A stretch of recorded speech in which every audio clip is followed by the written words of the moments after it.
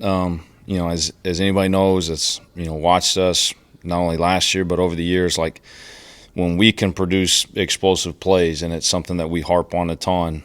Just finding ways to create them.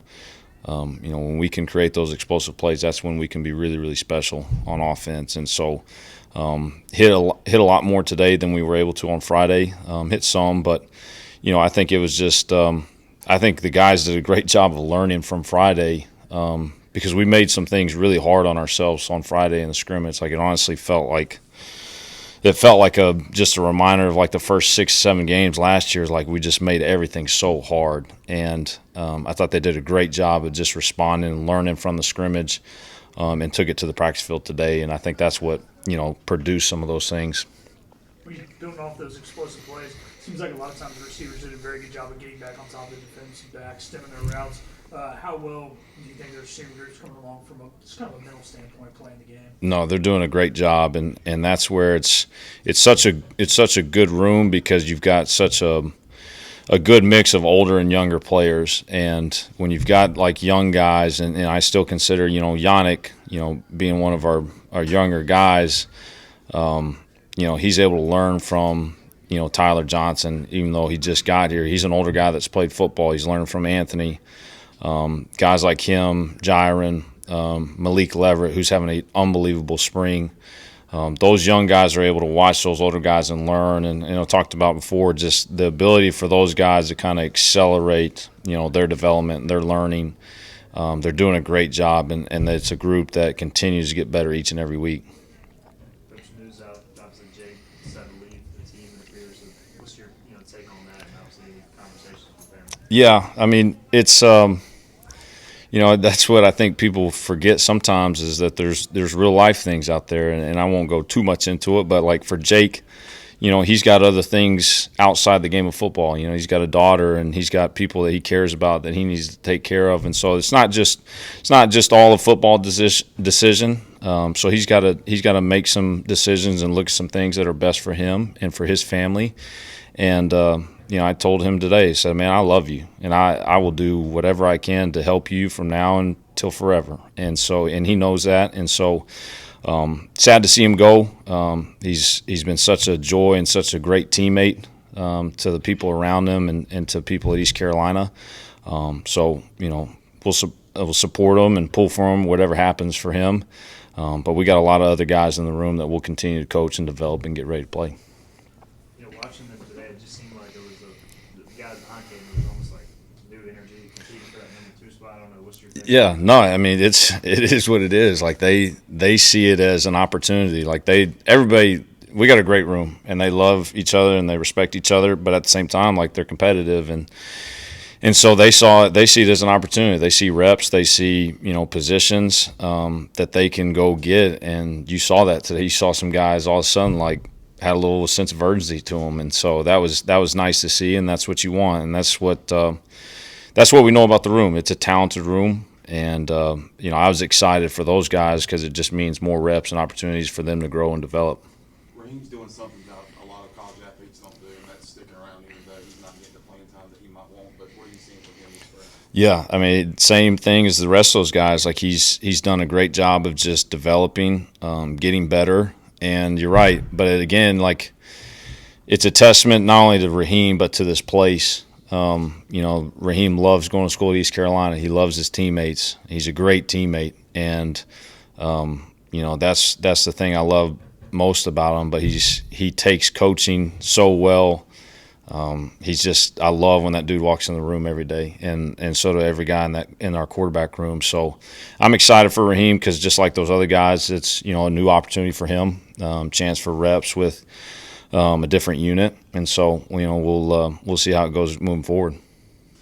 Y'all have a ton of receivers, as you mentioned some of the names. How do you, get all those guys reps or evaluate them fairly, that sort of thing? Yeah, it's a good problem to have. because I've been on the other side of that where it's like you got a couple of them and you're trying to protect them like crazy. But for us, it's, how can we get these guys as many reps as possible because they need it. That, like I mentioned a couple older guys before, like Tyler and Peyton that just got here. They're older guys that have played football, but they haven't really, really played, and especially in our system. And so they need a ton of reps, just like these young guys do. And we just try and map it out every day, like map out every rep and make sure that we're putting enough on tape that we can truly evaluate these guys and figure out who's going to help us in the fall. In order to have explosion plays, obviously the quarterbacks have plenty of time. A lot of times you keep your tailback in and pass pro there. How do you feel like these guys are handling the whole blocking side of things? The running back specifically, no, they're doing a great job, and it's really the same thing for those receivers. We ask those receivers to block a ton on the edge, and it's the same set of those running backs. Like, if you want the football, you better block, or else you're not going to be on the field because we ask those guys to do it so much. And so, they understand that, and if they don't pass pro, they won't be in the game, so it's hard to get touches. And they've done a great job, and it doesn't matter who they are. Even though some of those smaller guys like London and TJ, they've done a great job of sticking their nose up in there and fighting, and that's what it is. It's about a 2-second fight, and our guys, they've been willing to do that, and they got to continue to progress and get better and better at it. With Carson obviously made up the center, who else is kind of working there right now, getting reps there? It's a little bit by committee. Today we put Bryce Weaver in there and just kind of force-fed him and, see what he can do. He adds some different dynamics in there that some of those other guys don't, just as far as he's got versatility. He can play the guard position. He played out at tackle for us last year in games, so he knows it from inside and out. But he adds a little bit of size, and he's got some pop. He's got the ability to move people. And believe it or not, I mess with him all the time that he's a goofball, but he's got some leadership qualities, and you want that from that position. You want him to be able to speak up and get guys pulling in the right direction like a Dustin Hall would. And so, Bryce has been in there, Darius has been in there, and we'll just keep going. None of those guys have really done it before in a game, but they've got the ability to snap, and that's a huge, huge deal for us right now. Scrimmage was phenomenal. I thought the guys did great. I think we were like 70% win on third down, and won the overtime. Did really good in the overtime period, and did a great job of affecting the quarterback. Sacks, takeaways, all that stuff. I thought they did well. Give up a few explosive plays, not that many on Saturday or Friday, and then today was probably not our best practice. I thought I don't know if it's because we had a great scrimmage or what, but I didn't think we started practice well. And the offense obviously came motivated, probably from how it went Friday, I guess. And but commend to them, man. They got after us today. They threw it over our head several times. We're obviously very talented at wideout, and we gotta fix that up. We were doing some different things. You keep installing, you don't stop, and but that's no excuse. Now we did rise up today in the goal line period. I like that. I think we've got a really resilient group on defense. You know what I mean? They play with a lot of fire. We just got to kind of hone that in and send it in the right direction sometimes, But just overall, today was not our best day, but we did finish really well. Finished extremely well. Your defense got the best of the offense in that hit drill at the end of practice. Yeah. The energy really cranks up in that drill, doesn't it? Yeah, those drills are great. You're really testing people's toughness, but at the same time, I need to see them play football, and so those drills are great. They test your manhood and your character. That's what that's doing. And then we got to take that to the 11 on 11. We got to tackle well and be physical in 11 on 11 because ultimately that's how we're going to win and lose games. But yeah, we did. I was pleased with the physicality. I don't ever have to worry about these guys being physical. We got a physical group. How much do you have to balance? I mean, you're practicing against a really good offense. Yeah. It may get frustrated, but they're pretty good too, I guess. Yeah, and for them too, it's not, there's plenty of times when you're going against your own offense, your own defense, we're going to install what we need to install and not try to pencil whip them per se, right? Or do our best not to. They're doing the same thing, right? So some days what we're doing may not match up, and that's not an excuse for today by any means. We did not play well today, but in terms of like balancing versus our offense, I think we got to worry more about us, and how we play the game. It's less about what we do and how we do it, you know what I mean?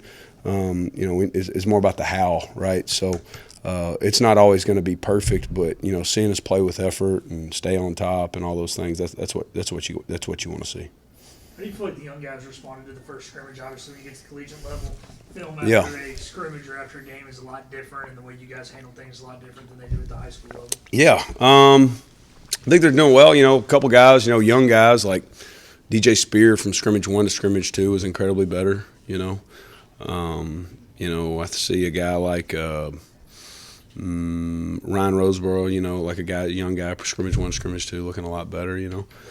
So yeah, there's growth there, but not just the young guys; it's the older guys too. You know what I mean? There's some newness to some things we're doing, and some same as. But you also, I think you got to remember, we have several guys like we've talked in these press conferences before that are playing different positions, right? Okay, now that doesn't make them like they're playing like a freshman. They know how to play college football, but just the comfortability. You see the growth of Sam Danka from scrimmage 1 to scrimmage 2. He had a great scrimmage. You know what I mean? You see the growth of Jackson Barker from scrimmage 1 to scrimmage 2, all that type of stuff. So, I think it's not just the young guys; it's just a lot of them. Just like I think Coach Harrell said in his press conference after it. You want to see that growth week 1 to week 2 in the season, just like you want to see in these scrimmages. What have you seen out of Damian Wilson, who Yeah. played as much as he had played probably ever last year now with Zakai leaving for stepping in the Yeah, he's probably had the best spring of anybody in that room. Really impressed with his preparation. And I expect that from him. He's a senior, but he prepares the right way. He takes pride in commanding the front. He's playing Mike for us and commanding that group. I think he's doing a really good job in the weight room, trying to change his body and stuff like that. So he's had a really good spring. I'm proud of him, and hopefully he can keep stacking days and not be satisfied with what he's done so far through 10 practices. Another guy who played a lot last year, freshman KJ Romero. I know Yeah. he's playing some nickel. Is he kind of flashing for you a little bit? Yeah, he's a good blitzer. He's a really good kid and cares a lot about what we're asking him to do, and that's ultimately one of the huge reasons he's playing a lot, because he cares a lot.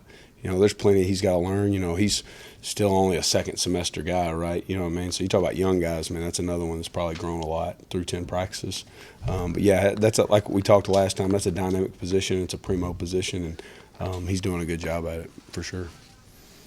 What's the biggest goal for you, going in the second half of spring or latter half for this defense to get where you want to go? Yeah, I don't want to plateau, because you kind of start pulling back. Probably after Thursday, you're basically not installing hardly anything the rest of spring, and I don't want to cruise. I want to see us get better at what we have in and what we're doing. Right, I want to see guys not making the same mistakes. Right, because if you focus on not making the same mistake, eventually you'll run out of mistakes to make. And that's what we keep talking about. If you'll fix your mistakes day to day, by the end you'll be running out of mistakes to make. And so I'd like to see us just not plateau and keep stacking days and finish strong these last 5 practices.